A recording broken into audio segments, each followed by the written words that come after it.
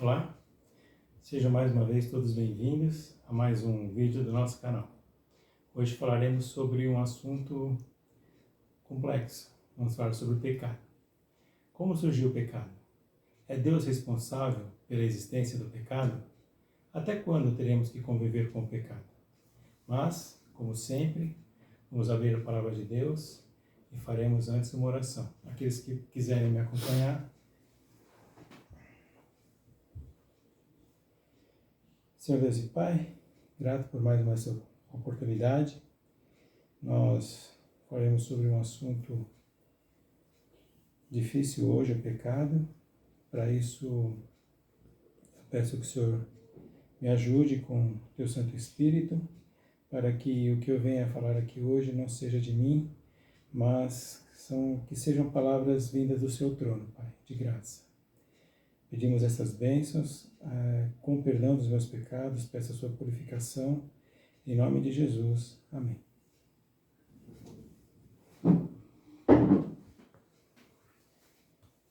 Bom, antes de começarmos, eu gostaria de motivá-los a ler este livro, a Bíblia. Sabe, este é o principal motivo da existência deste canal. Estudos e mensagens para o tempo do fim. Levá-los a ter um relacionamento com o nosso Criador através da leitura deste livro. Vou deixar aqui alguns versículos de uma das parábolas ditas por nosso Senhor e Salvador Jesus Cristo.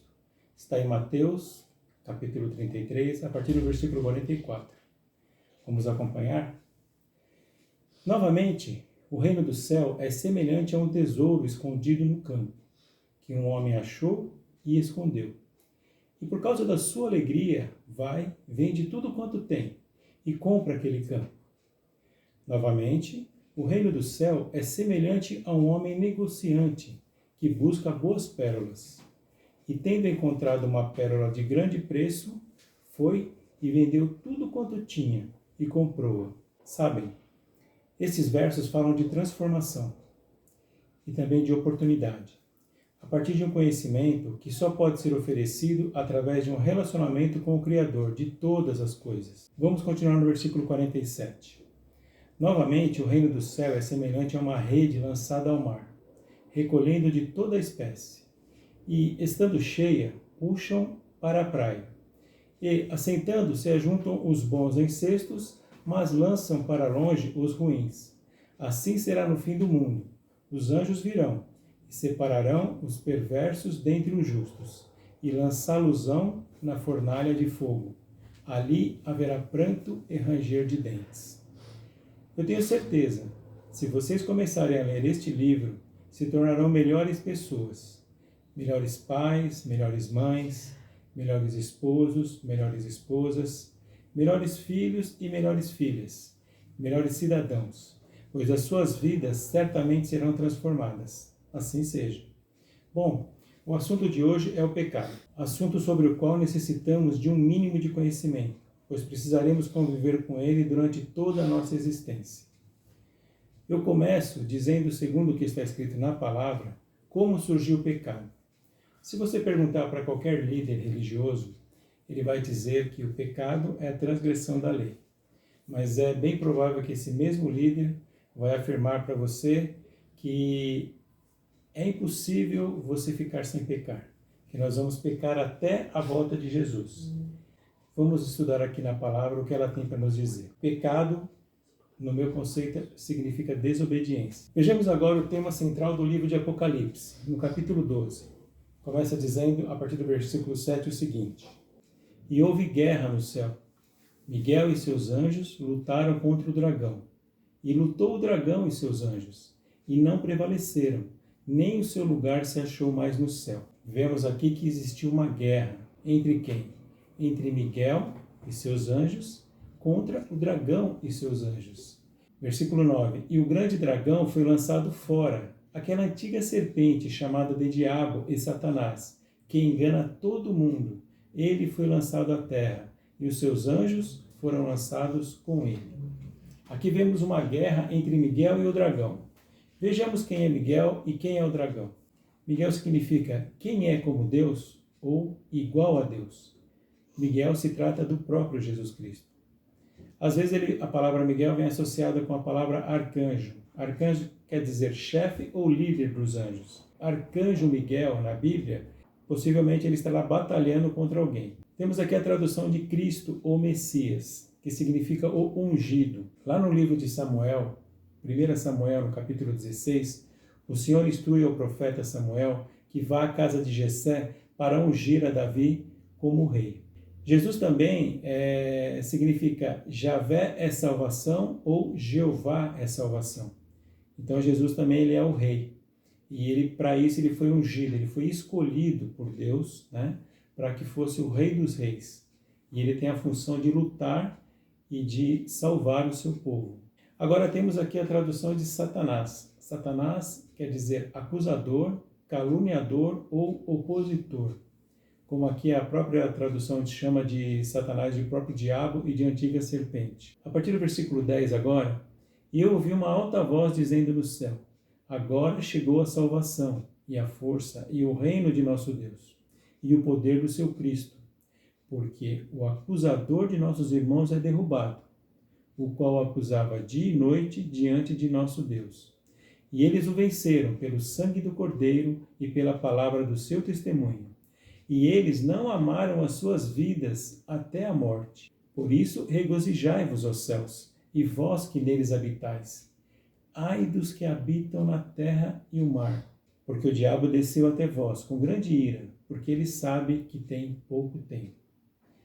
Esse texto é um texto profético. E em função disso, ele mistura coisas que aconteceram num passado bem distante, com coisas que aconteceram num passado recente e ainda com coisas que estão no nosso futuro, porque a palavra ela foi escrita para todas as eras. Interessante, né? Para vencermos uma guerra, e não se iludam, nós estamos em guerra neste instante.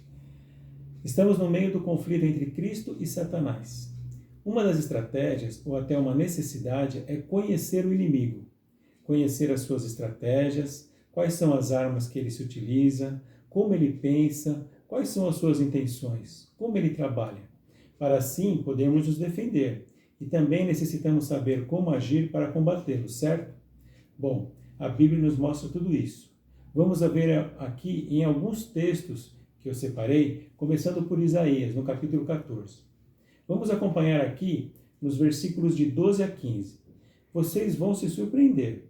Este texto está meio que perdido, em forma de um apóstolo, neste capítulo que trata de um provérbio ou profecia contra o rei de Babilônia. Depois vocês leiam o capítulo 14 inteiro do livro de Isaías. Vejamos agora a partir do versículo 12. Aqui já teremos resposta para a nossa primeira pergunta de hoje. Como surgiu o pecado? A partir do versículo 12 diz assim: Como caíste do céu, ó Lúcifer, filho da manhã? Tu que foste derrubado ao chão, que enfraquece as nações. Porque tu tens dito em teu coração, eu ascenderei em direção ao céu. Eu exaltarei meu trono acima das estrelas de Deus. Eu também sentarei sobre o monte da congregação, nos lados do norte. Eu ascenderei acima das alturas das nuvens. Eu serei semelhante ao Altíssimo. Este é Lúcifer, com as suas pretensões, mas o versículo 15 é de Deus. Contudo, tu serás derrubado ao inferno, para os lados do abismo. Abismo, inferno, cova e sepultura é tudo a mesma coisa. Qual a tradução de Lúcifer? Veja, eu disse há alguns instantes qual a tradução de Satanás, mas antes de ser Satanás ele era Lúcifer. Lúcifer significa aquele que brilha, portador da luz, o brilhante, estrela da manhã, filho da luz. Vejam, Lúcifer ele foi criado perfeito por Deus, mas ele disse em seu coração que também se assentaria sobre o monte da congregação, dos lados do norte, e ele queria ser semelhante ao Altíssimo, e isso Deus não poderia permitir. Contudo, disse Deus no versículo 15, tu serás derrubado ao inferno, para os lados do abismo. Nós veremos hoje dois textos, um no Antigo e outro no Novo Testamento, que mostram como o inimigo de Deus e das almas atuou em nosso mundo. E eu tenho certeza, vocês ficarão surpresos. Vamos ao primeiro em Ezequiel, capítulo 28. Aqui nós analisaremos duas pessoas. Vejamos a partir do versículo 1. A palavra do Senhor veio a mim, dizendo: Filho do homem, dize ao príncipe de Tiro. Observem que nesse texto, Deus manda dizer ao príncipe de Tiro, neste caso um homem, um ser humano como eu, como você. Assim diz o Senhor Deus: porquanto o teu coração está elevado e tu disseste, eu sou Deus, eu me assento no lugar de Deus, no meio dos mares, porém tu és homem e não Deus, embora estabeleças teu coração como o coração de Deus. Eis que és mais sábio do que Daniel. Uau! Interessante, né? Nós sabemos quem foi Daniel na Bíblia, mas a própria palavra, ou seja, o próprio Deus está ditando aqui o que Ezequiel deveria dizer para o príncipe de Tiro. E ele está dizendo que este príncipe de Tiro, este homem, era mais sábio do que o próprio Daniel. Muito interessante. E veja o que ele continua dizendo aqui na sequência. E não há segredo que eles possam esconder de ti. Com a tua sabedoria e com o teu entendimento, conseguiste para ti riquezas, e conseguiste ouro e prata para os teus tesouros. Pela tua grande sabedoria e pelo teu comércio, aumentaste as tuas riquezas, e o teu coração está elevado por causa das tuas riquezas. Eu vou interromper um pouquinho aqui o capítulo 28 de Ezequiel, que eu gostaria de mostrar para vocês, aqui nos capítulos 26 e 27 do livro de Ezequiel, os motivos pelos quais esse príncipe de Tiro estava sendo desprezado por Deus. Vamos ver alguns versículos aqui. Capítulo 26, a partir do versículo 1, diz assim: E aconteceu que, no 10º ano, ao primeiro dia do mês, a palavra do Senhor veio a mim, dizendo: Filho do homem, por causa do que Tiro disse contra Jerusalém, está quebrado o que era o portão do povo.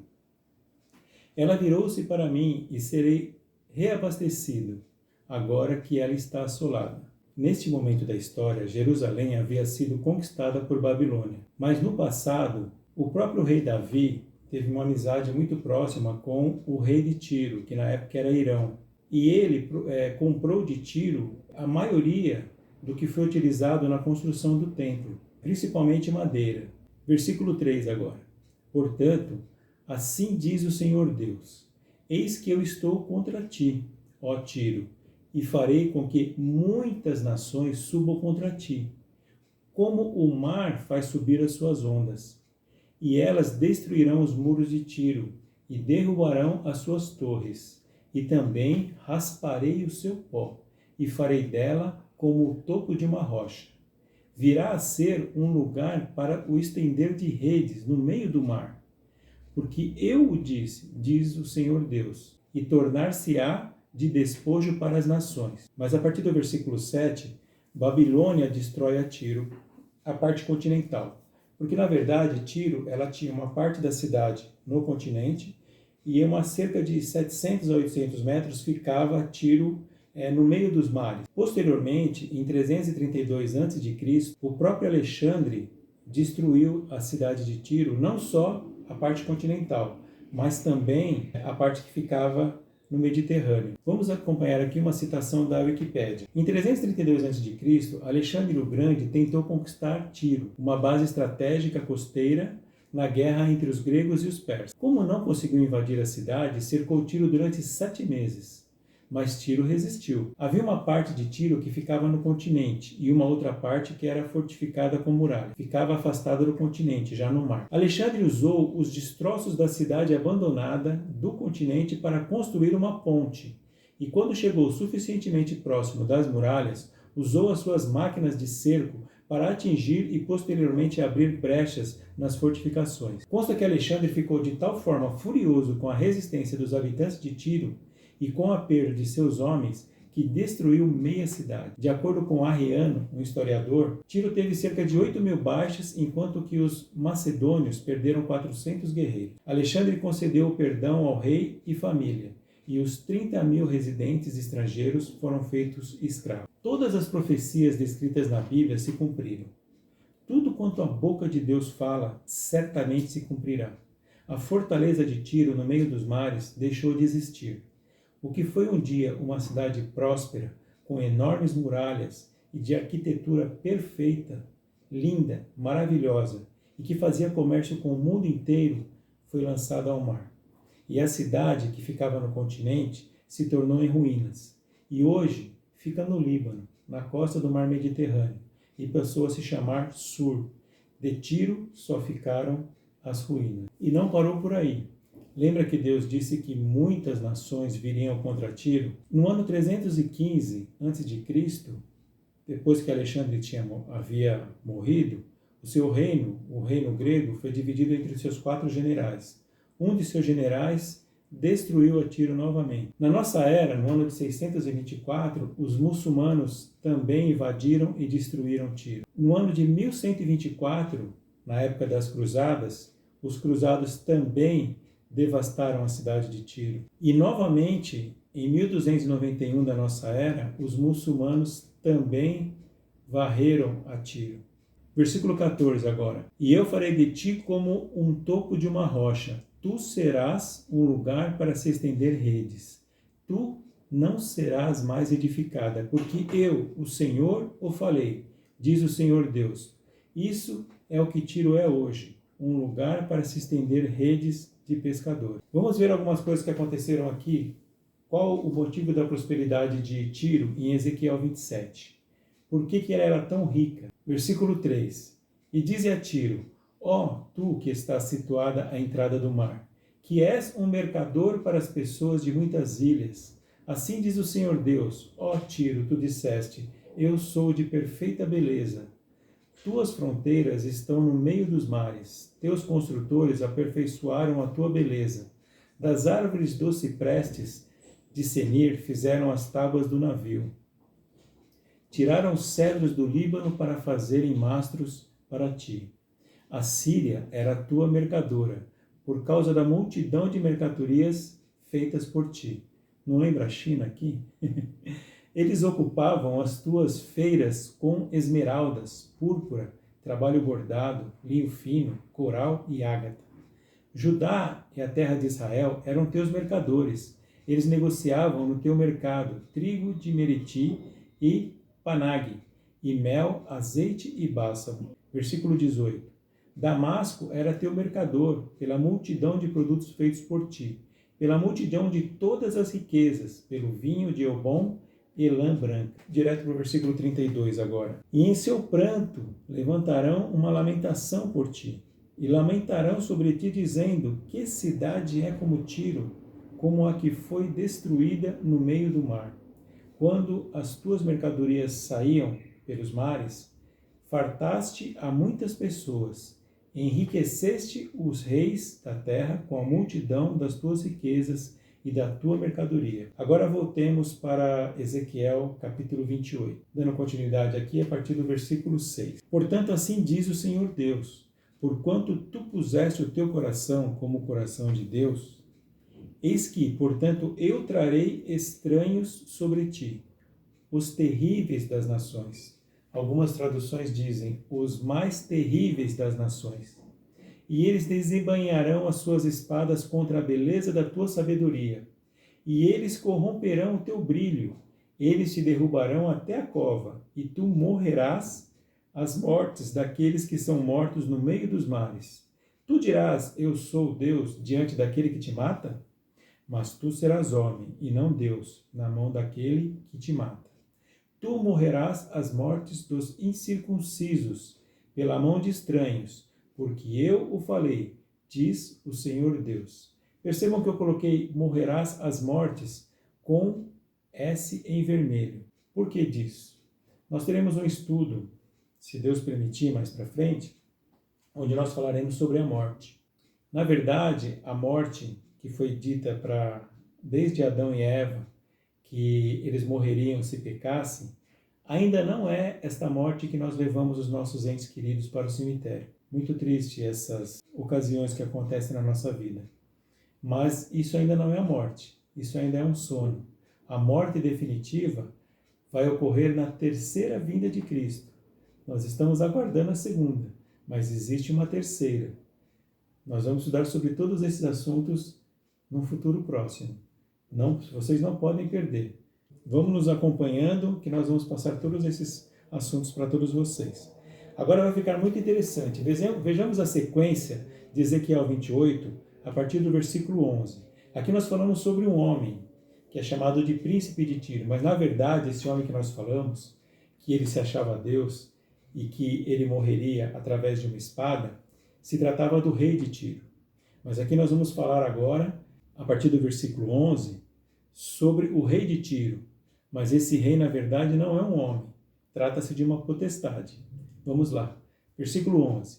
Além disso, a palavra do Senhor veio a mim dizendo: Filho do homem, levanta uma lamentação sobre o rei de Tiro. Como eu disse para vocês, não é um rei, é uma potestade. Preste atenção no que vem na sequência. E diz-lhe: Assim diz o Senhor Deus: Tu selaste a soma, cheio de sabedoria e perfeito em beleza. Tu estiveste no Éden, o jardim de Deus. Toda a pedra preciosa era a tua cobertura: sardônia, topázio, diamante, turquesa, ônix, jaspe, safira, carbúnculo, esmeralda e ouro. Os trabalhos dos teus pandeiros e das tuas flautas foram preparados em ti no dia em que foste criado. Tu és o querubim ungido que cobre, e eu te estabeleci assim. De quem a palavra está falando aqui? Sim, de Lúcifer. Sim, ele está falando de Lúcifer. Presta atenção. Tu selaste a soma, cheio de sabedoria e perfeito em beleza. Tu estiveste no Éden, jardim de Deus. Não é o Éden que Adão e Eva viveram, não, que Deus preparou para eles. É o Éden de Deus, lá no céu.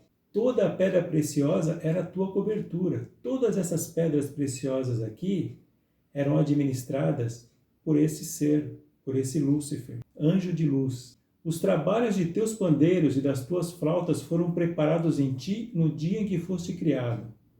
Muitos dizem que no céu, Lúcifer, ele tinha uma função muito especial. Sabe o que ele era? Ele era o regente do coro no céu. No versículo 14 diz que tu és o querubim ungido que cobre. Eu te estabeleci assim. Na sequência aqui diz que tu estiveste sobre o santo monte de Deus. Caminhaste para cima e para baixo no meio das pedras de fogo.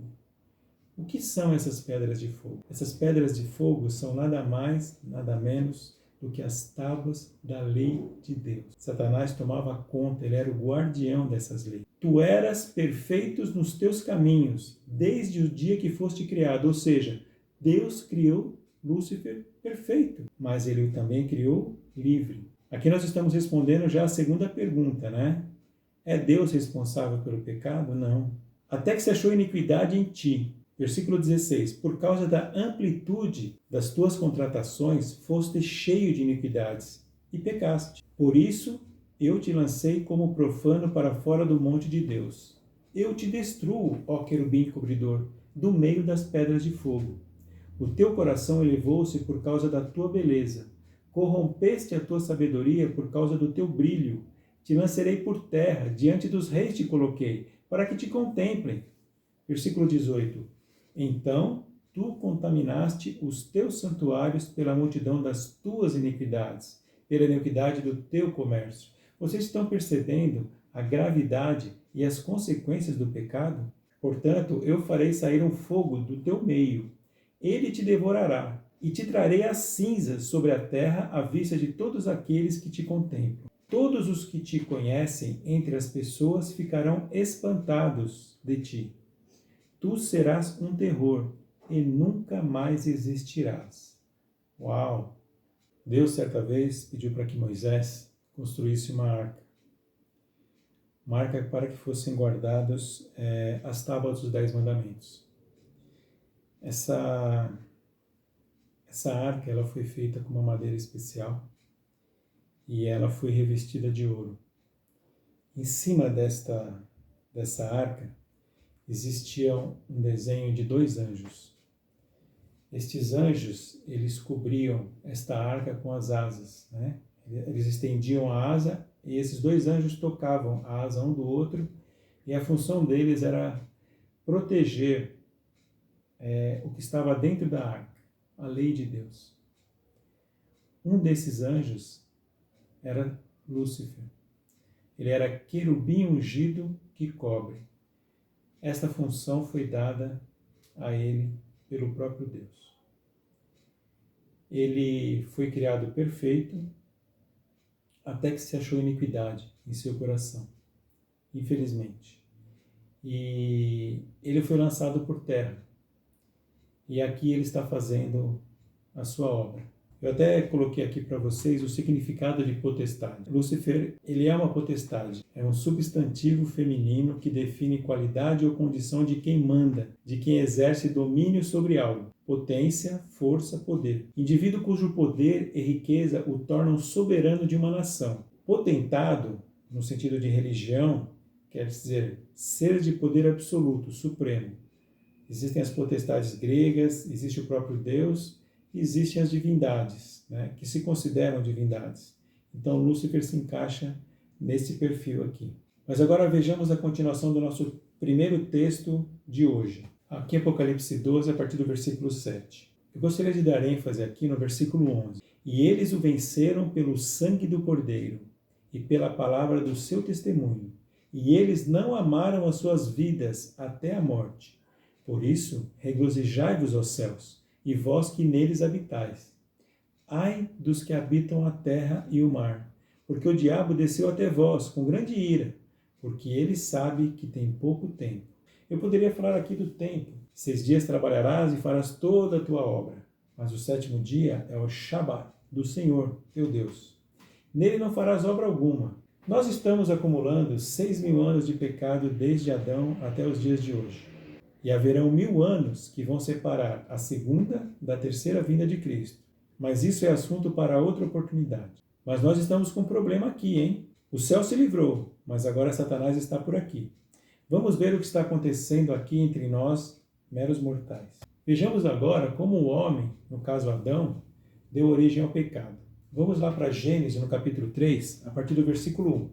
Ora, a serpente era mais sutil do que qualquer outro animal do campo que o Senhor Deus havia feito. E ela disse à mulher, sim, Deus tem dito, não comereis de toda a árvore do jardim?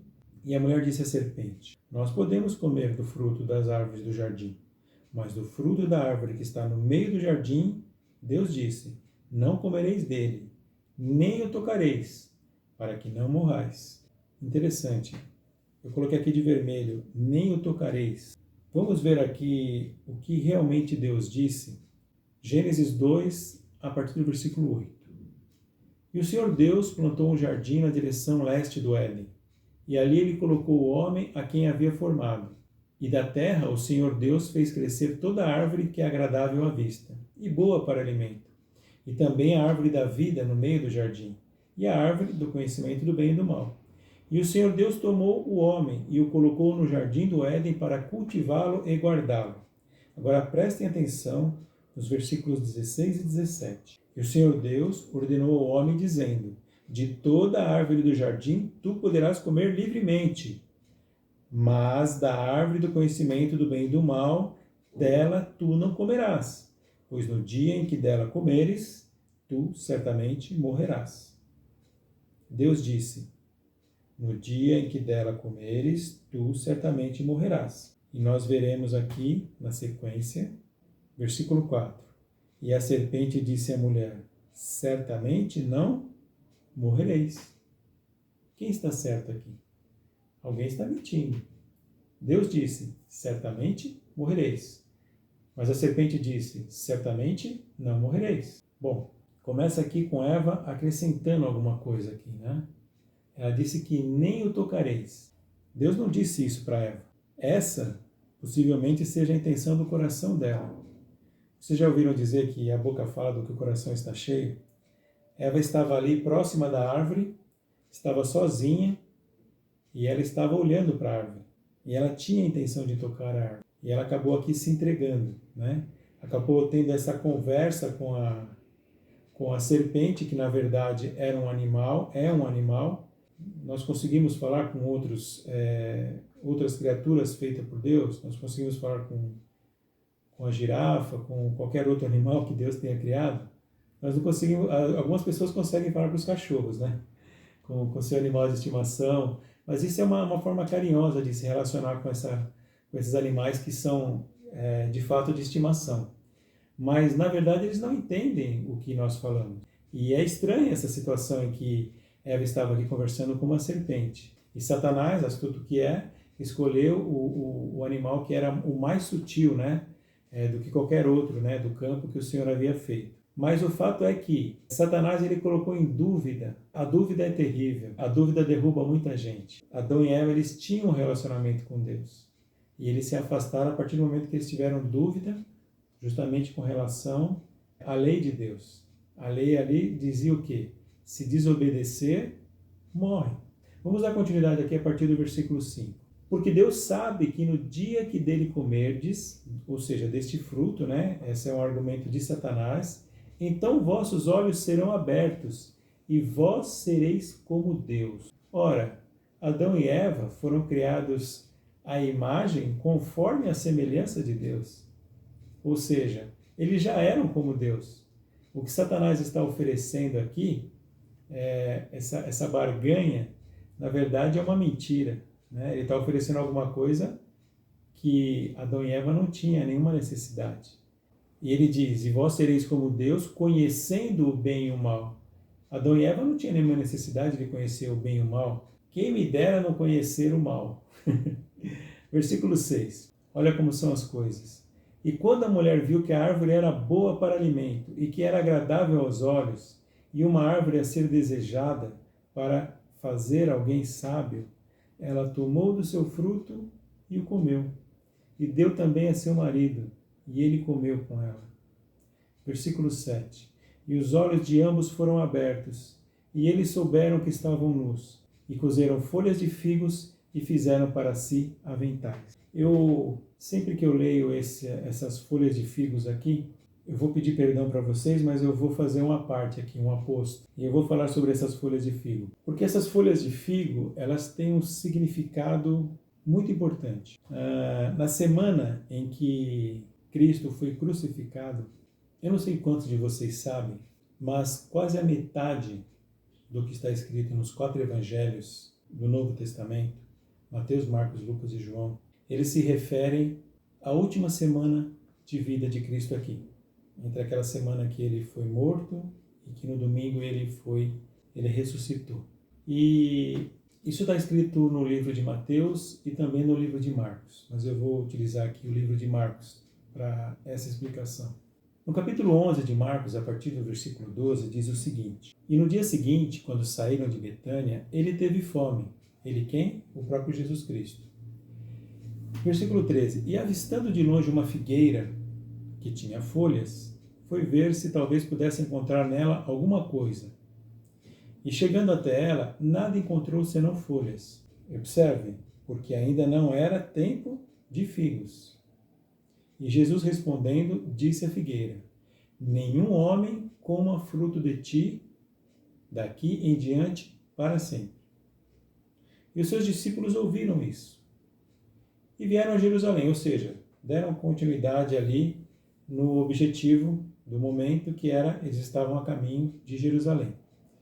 E Jesus entrou no templo e ele começou a expulsar os que vendiam e compravam no templo. E derrubou as mesas dos cambistas e as cadeiras dos que vendiam pombas. E não permitia que nenhum homem carregasse algum vaso pelo templo. E os ensinava dizendo: Não está escrito, a minha casa será chamada por todas as nações casa de oração? Mas vós a tendes feito covil de ladrões. Versículo 18. E os escribas e principais sacerdotes ouviram isso, e buscavam de que modo o destruiriam, pois o temiam, porque todo o povo estava admirado da sua doutrina. Versículo 19. E vindo à tarde, ele saiu da cidade. E de manhã, enquanto passavam, eles viram que a figueira tinha secado, desde as raízes. E Pedro, chamando a lembrança, disse-lhe: Mestre, eis que a figueira que tu amaldiçoaste secou-se. E Jesus respondendo disse-lhes: Tende fé em Deus.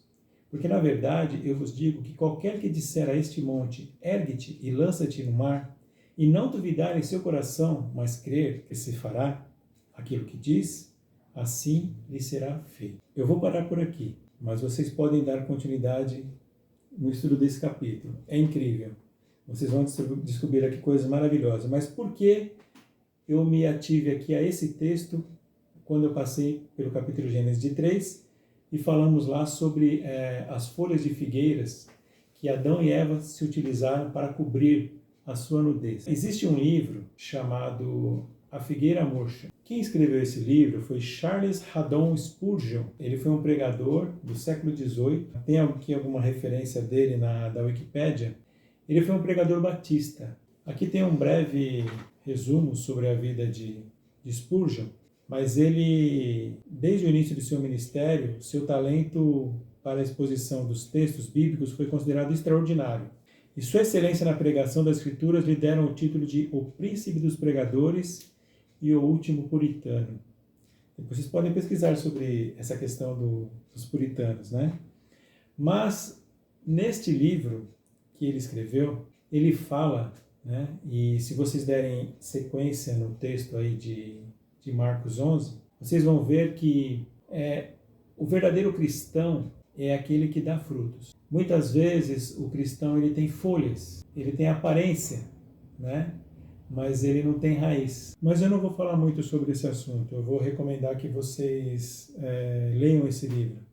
Inclusive, se vocês procurarem no Google, vocês vão achar o PDF dele. E vocês vão entender muito do que acontece nas religiões hoje. Muita aparência e pouco fruto. E foi justamente isso que derrubou Adão e Eva.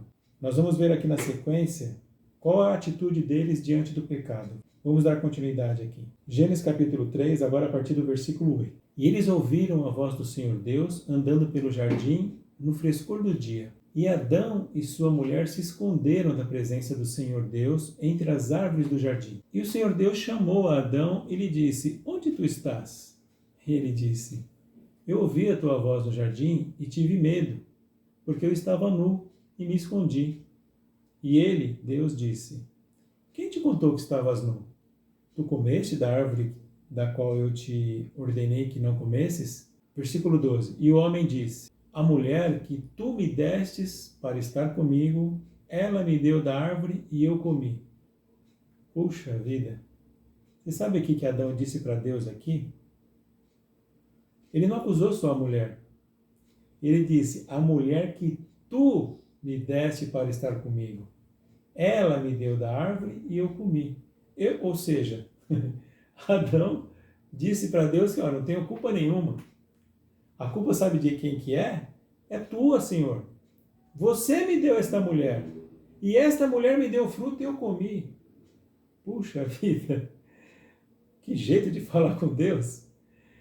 Mas Deus, acho que ele se segurou ali, né? Deus ainda bem que ele não é como a gente. Versículo 13. E o Senhor Deus disse à mulher: O que é isto que tu fizeste? E a mulher disse: A serpente. A serpente me enganou e eu comi. Ou seja, a mulher também não tinha culpa. A culpa era da serpente. Aliás, quem fez a serpente? Foi Deus. Então ali, a culpa era de Deus. Segundo o casal, né? Versículo 14. Aqui nós vamos ver uma sequência de consequências. Aqui nós teremos 4 condenações. Versículo 14, nós vamos ver a condenação da cobra como animal.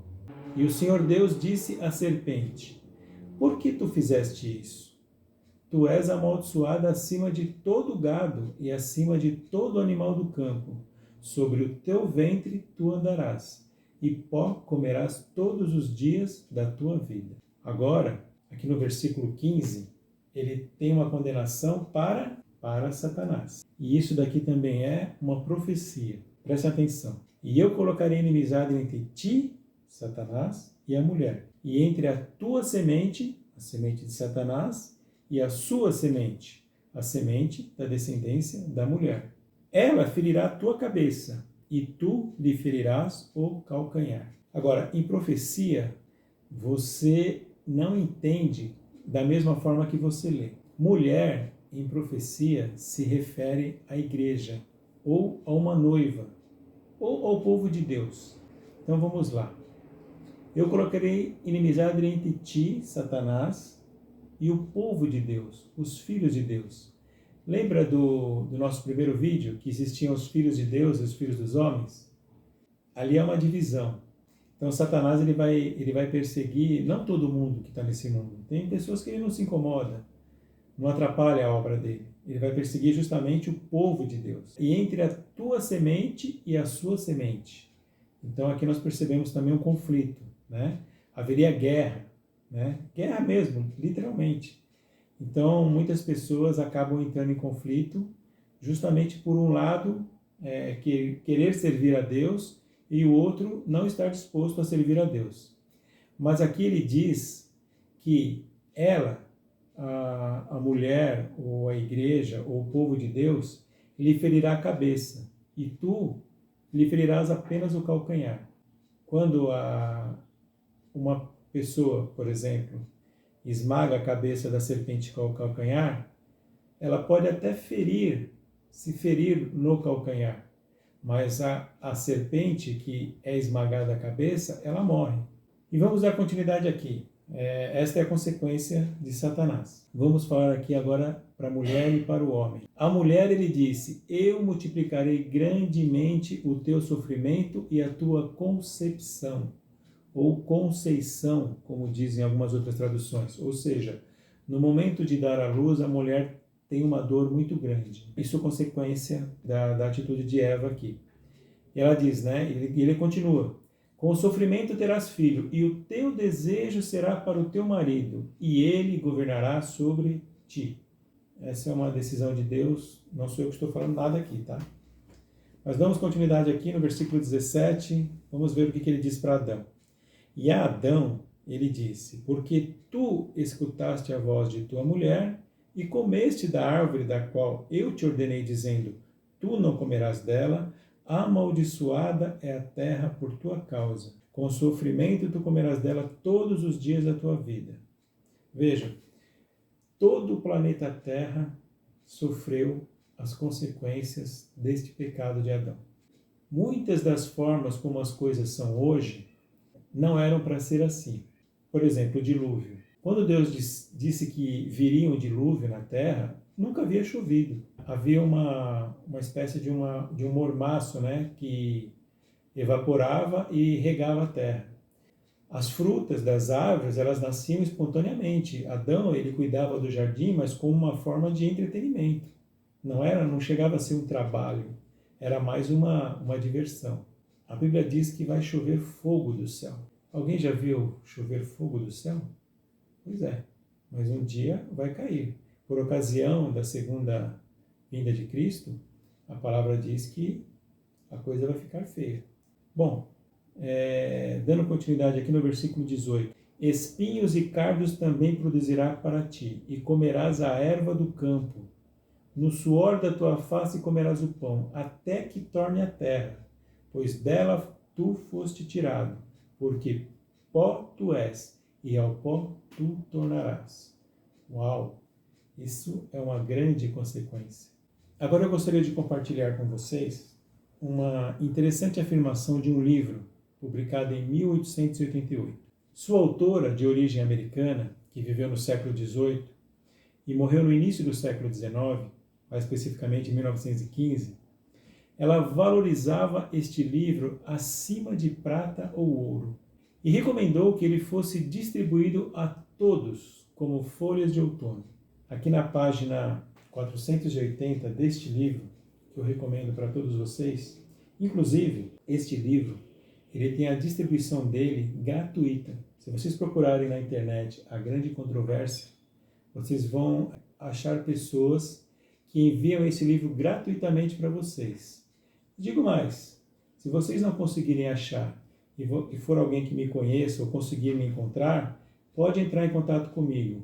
Eu vou providenciar para que um exemplar deste livro chegue à mão de vocês. Mas eu queria dividir com vocês hoje o que está escrito na página 480. Fala sobre essa inimizade entre o homem e Satanás. diz o seguinte: porém, inimizade entre ti e a mulher, e entre a tua semente e a sua semente. Esta te ferirá a cabeça, e tu lhe ferirás o calcanhar. Gênesis 3,15, que nós acabamos de ler agora há pouco. A sentença divina pronunciada contra Satanás depois da queda do homem foi também uma profecia que alcança todas as eras até o tempo do fim, antecipando um grande conflito em que todas as raças de homens que viveriam na terra estariam envolvidas. Deus declara, porém, inimizade. Esta inimizade não é natural.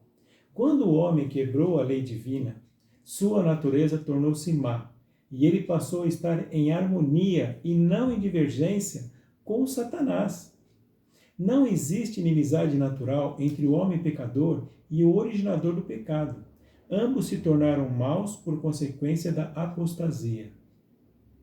O apóstata não descansa, a não ser quando obtém simpatia e apoio ao induzir a outros a seguirem seu exemplo. Por esta razão, os anjos caídos e os homens maus se unem em desesperado companheirismo. Se Deus não houvesse se interposto especialmente, Satanás e o homem haveriam aliado-se contra o céu. E em lugar de guardar em seu coração inimizade contra Satanás, toda a família humana haveria se unido em oposição a Deus. Satanás tentou ao homem para que pecasse, assim como havia induzido aos anjos a rebelar-se, para que ele pudesse assim assegurar cooperação em sua luta contra o céu. Não havia divergência alguma entre ele e os anjos caídos em relação ao ódio que sentiam contra Cristo. Enquanto em todos os demais pontos havia discordância, eles estavam firmemente unidos em oposição à autoridade do legislador do universo. Mas quando Satanás ouviu a declaração de que haveria inimizade entre ele e a mulher, e entre a sua semente e a semente dela, compreendeu que seus esforços para depravar a natureza humana seriam interrompidos, que por alguns meios o homem haveria de ser habilitado a resistir ao seu poder. Interessante, não é mesmo? Bom, lembra que eu disse que estudaremos dois textos hoje, um no Antigo Testamento, que foi o de Ezequiel, e outro no Novo Testamento, que mostram como o inimigo de Deus e das almas atua em nosso mundo? Pois bem, este é o texto do Novo Testamento. Nós, inclusive, já vimos os primeiros 20 versículos desse capítulo no estudo sobre a criação. Lembram? Vamos lá. Está no livro de João, capítulo 8, a partir do versículo 21. Esse texto aqui é um texto muito interessante e um texto incrível. Tem coisas que, se não estivessem escritas na Bíblia, seriam difíceis de acreditar. O que torna esse texto interessante é que é um diálogo entre ele e a liderança da igreja da época, a liderança da igreja judaica. Vamos lá, a partir do versículo 21. Então Jesus disse-lhes novamente: eu vou pelo meu caminho e buscar-me-eis, e morrereis no vosso pecado. Para onde eu vou, vós não podeis ir. Versículo 22. Então disseram os judeus: será que ele vai matar-se a si mesmo? Pois ele diz: para onde eu vou, vós não podeis ir. E ele dizia-lhes: vós sois de baixo, e eu sou de cima. Vós sois deste mundo, eu não sou deste mundo. Você se lembra quando Pilatos perguntou para Jesus, ele estava sendo acusado, uma das acusações, é que ele estava se fazendo rei, e os líderes da época, os líderes espirituais estavam dizendo que César era o rei deles, e Pilatos pergunta: és tu o rei dos judeus? E foi a única pergunta que Jesus respondeu para Pilatos. As outras perguntas ele ficou calado, mas essa pergunta ele respondeu, e ele disse: meu reino não é deste mundo. Interessante, né? Versículo 24. Por isso, eu vos disse que morrereis em vossos pecados, porque não credes que eu sou ele. Morrereis em vossos pecados. Disseram-lhe então: quem és tu? E Jesus lhes disse: isso mesmo que já desde o princípio vos disse. Eu tenho muitas coisas que dizer e julgar sobre vós, mas aquele que me enviou é verdadeiro, e o que dele ouvi, isso eu falo ao mundo. Eles não compreenderam que ele lhes falava do Pai. Disse-lhes então Jesus: Quando tiverdes levantado o Filho do Homem, o que seria esse levantado o Filho do Homem? Quando Jesus Cristo estivesse pendurado na cruz. Infelizmente é isso. Continuando. Então sabereis que eu sou Ele. E que nada faço de mim mesmo, mas como o Pai me ensinou, falo estas coisas. E aquele que me enviou está comigo. O Pai não me tem deixado sozinho, porque eu faço sempre as coisas que lhe agradam. Falando ele estas coisas, muitos creram nele. Bom, aqui eu destaquei eu sou em vermelho, pois, para os judeus, eu sou tem um significado especial. Vamos relembrar quando o Senhor enviou Moisés para que libertasse o povo da escravidão egípcia? Está lá em Êxodo, capítulo 3, versículo 13. E disse Moisés a Deus: Eis que, quando eu vier aos filhos de Israel e lhes disser: O Deus de vossos pais me enviou a vós, e eles me perguntarem: Qual é o seu nome? Que direi a eles? E disse Deus a Moisés: Eu sou o que sou. E ele disse: Assim dirás aos filhos de Israel: Eu sou, me enviou a vós. E Deus disse mais a Moisés: Assim dirás aos filhos de Israel: O Senhor, Deus de vossos pais, o Deus de Abraão, o Deus de Isaque e o Deus de Jacó, me enviou a vós. Este é o meu nome para sempre, e este é o meu memorial para todas as gerações.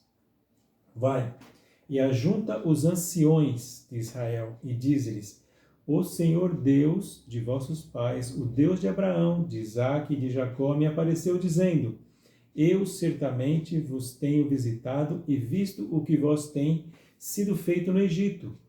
E tenho dito: Eu vos farei subir da aflição do Egito para a terra dos cananeus, e dos heteus, e dos amorreus, e dos ferezeus, e dos heveus, e dos jebuseus, para uma terra que mana leite e mel.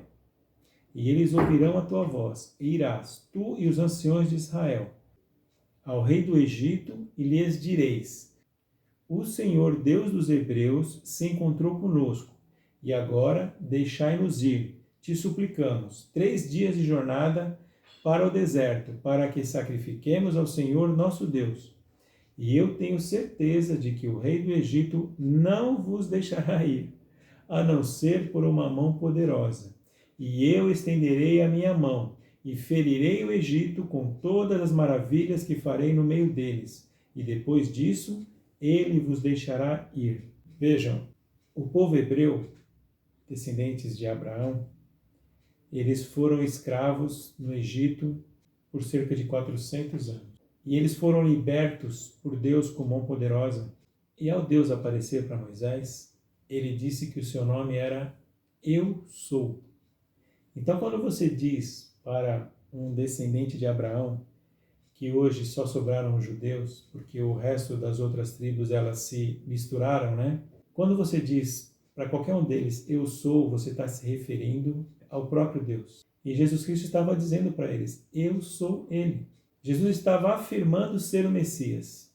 E eles sabiam que o Messias, pelas profecias, já estava entre eles. Vamos continuar aqui. João 8, versículo 31. Então dizia Jesus aos judeus que nele creram: Se vós permanecerdes na minha palavra, verdadeiramente sois meus discípulos, e conhecereis a verdade, e a verdade vos libertará. Mais um parênteses aqui. A palavra de Deus apresenta 5 verdades. Eu não vou entrar aqui em detalhes devido ao tempo. Mas segundo a palavra, Jesus é a verdade. Deus é a verdade. O Espírito de Deus é a verdade. A própria palavra é a verdade e os mandamentos são verdade. Existem aqui os textos para vocês procurarem, os que quiserem. Inclusive, eu uso a tradução King James, mas na tradução de vocês pode ser que seja mais explícito. Salmo 119, no verso 86, pode ser que na sua tradução esteja escrito: todos os mandamentos são verdade. Versículo 33. Eles responderam-lhe: Nós somos a semente de Abraão, e nunca fomos escravos de nenhum homem. Como dizes tu, sereis feitos livres? Versículo 34. Respondeu Jesus: na verdade vos digo. E quando ele diz na verdade 2 vezes, é porque ele vai falar uma grande verdade. Preste atenção. Todo aquele que comete pecado é servo do pecado. É escravo. E o servo não permanece para sempre na casa, mas o filho permanece para sempre. Se, pois, o filho vos libertar, verdadeiramente sereis livres. Versículo 37. Eu sei que sois semente de Abraão. Contudo, procurais matar-me, porque a minha palavra não encontra lugar em vós. Eu falo do que ouvi com meu pai, e vós fazeis o que vistes com vosso pai. Eles responderam e disseram-lhe: Nosso pai é Abraão. Jesus disse-lhes: Se fosseis filhos de Abraão, faríeis as obras de Abraão. Procurais agora matar-me, a mim, o homem que vos tem dito a verdade, que tem ouvido de Deus. Isso Abraão não fez. Versículo 41. Vós fazeis a obra de vosso pai. Disseram-lhe então: Nós não nascemos de fornicação, nós temos um pai, Deus. Disse-lhes, pois, Jesus: Se Deus fosse o vosso pai, vós me amaríeis, pois eu procedo e vim de Deus. Não vim de mim mesmo, mas ele me enviou. Versículo 43. Por que não entendeis a minha linguagem? Por que não poderdes ouvir a minha palavra? Agora, esse versículo aqui, ele realmente me choca, porque aqui Jesus Cristo está tendo uma conversa com a própria liderança da igreja da época. É aquelas coisas que a gente só acredita porque a gente lê na Bíblia, que se alguém dissesse para a gente, seria praticamente impossível de acreditar. Versículo 44. Vós sois de vosso pai, o diabo. Meu Deus. Viram o que Jesus disse aqui? Não sou eu que estou dizendo isso, mas a própria palavra. Dando continuidade. E quereis satisfazer os desejos de vosso pai. Ele foi homicida desde o princípio e não permaneceu na verdade, porque não há verdade nele. Quando ele fala mentira, fala do que lhe é próprio, porque é um mentiroso e pai dela. Versículo 45. E porque eu vos digo a verdade, não acreditais em mim. Quem dentre vós me convence de pecado? E se eu vos digo a verdade, por que não credes em mim? Quem é de Deus, escuta as palavras de Deus. Por isso, vós não as escutais, porque não sois de Deus. Então responderam os judeus e disseram-lhe: Não dizemos nós bem que és samaritano e que tens demônio? Jesus respondeu: Eu não tenho demônio, mas eu honro a meu Pai, e vós me desonrais. Eu não busco a minha glória, a um que a busque e julgue. Versículo 51. Na verdade eu vos digo, se um homem guardar a minha palavra, nunca verá a morte. Nós precisamos estudar brevemente a morte. Então disseram-lhe os judeus: Agora nós sabemos que tu tens demônio. Morreu Abraão e os profetas, e tu dizes, se algum homem guardar a minha palavra, ele nunca provará a morte? És tu maior que o nosso pai Abraão, que morreu? E os profetas que morreram? Quem pretendes ser tu? Jesus respondeu: Se eu me honro a mim mesmo, a minha honra nada é. Quem me honra é meu Pai, o qual dizeis que é vosso Deus. E vós não o conheceis, mas eu conheço. E se eu disser que não o conheço, eu serei mentiroso como vós. Mas eu conheço-o e guardo a sua palavra. Vosso pai Abraão regozijou-se de ver o meu dia, e viu e alegrou-se. Disseram-lhe então os judeus: Tu ainda não tens 50 anos e viste Abraão? Disse-lhe Jesus: na verdade eu vos digo, antes que Abraão existisse, eu sou. Então eles pegaram pedras para lhe atirarem, mas Jesus ocultou-se e saiu do templo, indo no meio deles, e assim partiu. Bom, é isso. Deus criou todas as coisas e tudo foi criado perfeito. Existe uma harmonia perfeita em todo o universo. E todos os lugares, é como diz o Salmo 19, versículo 1. Os céus declaram a glória de Deus, e o firmamento mostra o trabalho das tuas mãos. Deus criou a Lúcifer perfeito, mas também, como a todos nós, o criou livre. Infelizmente, o pecado nasceu no coração de Lúcifer, e ele se rebelou. Desejou ser igual a Deus e houve guerra no céu. Não foi uma guerra bélica, não. Foi uma guerra de argumentos. Como nós vimos aqui nessas conversas entre Cristo, entre o profeta e o rei de Tiro e o príncipe de Tiro, é uma guerra de argumentação. Na verdade, isso funciona como uma eleição. Você vai escolher o seu lado. Como eu disse, o pecado nasceu no coração de Lúcifer e ele se rebelou. Desejou ser igual a Deus e houve guerra no céu. Continuando, Satanás colocou em dúvida a própria lei de Deus, ou seja, colocou em dúvida o caráter de Deus. Por tudo que estudamos hoje aqui, vemos que Satanás alega que a lei de Deus não é justa. Ele, Satanás, alega que a lei de Deus é impossível de ser obedecida. E, infelizmente, nos dias de hoje, muitos líderes religiosos afirmam a mesma coisa, que nós não conseguiremos viver sem pecar, antes que sejamos transformados, por ocasião da segunda vinda de Cristo.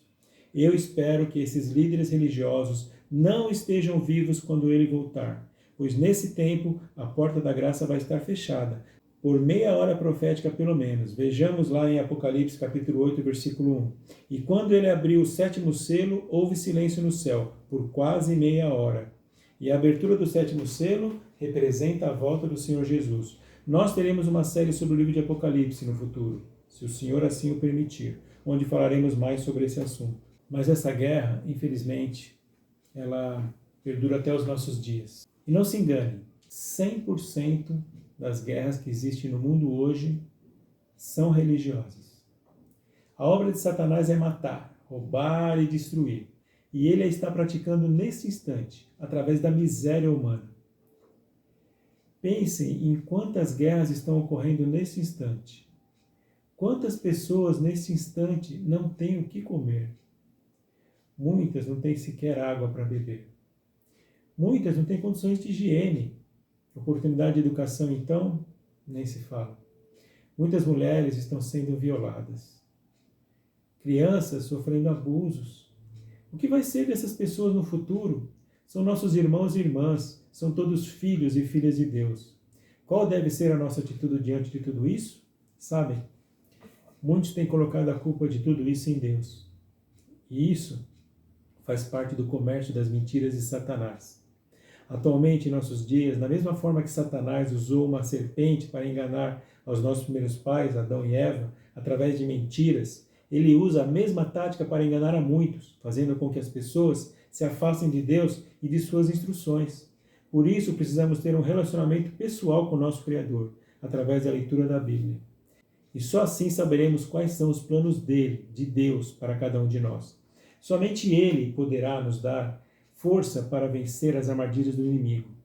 Só ele pode nos consolar e conceder a verdadeira paz, aquela que excede todo o entendimento. Ele que criou todas as coisas e as criou perfeitas, todo o universo está em suas mãos. E o louvo, sim, de que forma? Simplesmente obedecendo. Em todo o universo existe harmonia, todo o universo está em sintonia com a lei de Deus.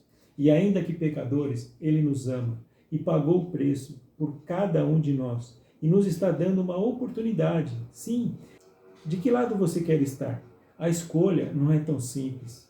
Não se decide dizendo sim ou não, mas o caráter de cada um vai definir se você será um peixe a ser recolhido para os cestos ou lançado para longe. Lembram de Mateus 13, que vimos no início? Vamos repetir aqui. Novamente, o reino do céu é semelhante a uma rede lançada ao mar, recolhendo de toda espécie. Versículo 48. Estando cheia, puxam para a praia, e assentando-se, ajuntam os bons em cestos, mas lançam para longe os ruins. Assim será no fim do mundo. Os anjos virão e separarão os perversos dentre os justos, e lançá-los-ão na fornalha de fogo. Ali haverá pranto e ranger de dente. Ficar do lado de Deus não será tão simples. Para muitos, custará a própria vida. Mas ao que vencer, para o que vencer, a vida eterna. Nós veremos em estudos futuros que Satanás tem o controle deste mundo, se utilizando de homens que são seus filhos, filhos das trevas, alguns como o rei de Tiro, que se considerava como sendo Deus, construindo contrafações em oposição ao governo de Deus, através de lideranças religiosas, militares e econômicas, as quais têm por objetivo lançar a verdade do Senhor por terra. E nós vimos aqui hoje o que é a verdade, a palavra, os mandamentos e as três pessoas da Trindade, Deus Pai, Deus Filho e Deus Espírito Santo. Sabem, desde a Torre de Babel, Satanás usa homens como Nimrod, na tentativa de unificar o mundo, com a intenção de que o mundo inteiro o adore. Nos dias de hoje, estão tentando unificar o mundo através de um poder centralizador, que vai culminar na batalha final e na volta de Cristo. Será uma batalha espiritual, cujo centro de tudo será a adoração. A Europa criou a União Europeia e existe uma tendência de dividir o mundo em blocos, a princípio econômicos. Tudo começa com a unificação das placas de veículos, e aqui no Brasil já começou, vocês viram, né? E termina com cada bloco tendo uma moeda única, e no final só haverá uma moeda mundial. Já existem algumas organizações mundiais, como a da saúde, a OMS, que por enquanto só orienta, mas chegará o dia em que terá poder de decisão em âmbito mundial, na saúde de toda a população. Temos a Unesco, que deseja implantar uma educação mundial única. Temos a Organização das Nações Unidas, a ONU, e tantas outras. Vejam, já existe até um mapa mostrando como o mundo será dividido em 10 regiões políticas. Lembram da estátua de Nabucodonosor, dos 10 dedos que representam 10 países da Europa no passado? Em nossa série sobre o livro de Apocalipse, no capítulo 17, mostraremos que os 10 dedos, nos dias de hoje, representam essas 10 regiões. Mas isso é assunto para um outro estudo, se o Senhor permitir. Bom, ficamos por aqui sobre o assunto do pecado. É claro que o que falamos aqui hoje é apenas um resumo. Este assunto é muito mais amplo. No próximo vídeo, o Mateus estará comentando o 4º capítulo do livro de Daniel. E no meu próximo vídeo, com a graça de Deus, estarei falando sobre o plano da redenção. Plano de Deus para a salvação da humanidade. Oremos então. Senhor, Deus, Pai, tem misericórdia, Pai, de cada um de nós. Nos perdoa, Pai. Nos transforma, nos capacita e nos usa na sua obra. Nós te pedimos, agradecidos, em nome de Jesus. Amém. Muito grato por terem assistido o nosso vídeo. Se vocês gostaram, compartilhem e se inscrevam. Nós estamos com um número de inscrições muito baixo. Nós precisamos que você nos ajude, vocês que gostaram, se inscrevendo, para que possamos nos animar para fazer outros vídeos, né? Que o Senhor nos ajude para isso, tenha misericórdia de nós e até a próxima.